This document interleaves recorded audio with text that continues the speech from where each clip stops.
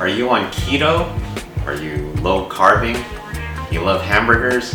Don't really feel like giving up that delicious bun? There are lots of keto breads on the market, and here's how you can use those breads to make an incredible double onion smashed burger. I don't know why I put those puns in there. Here's how to do it. Toast 3 slices of keto bread, get them nice and toasty.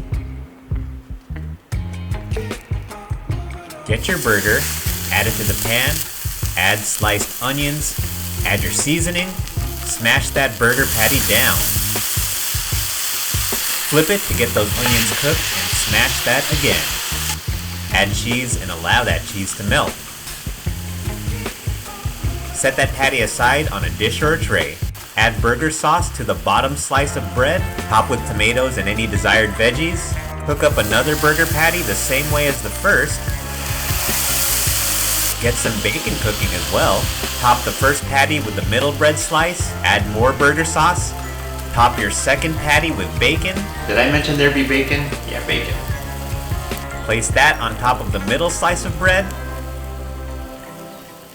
Don't forget those onions in the pan. Top that burger patty with the last slice of bread. And now, devour that burger like a madman.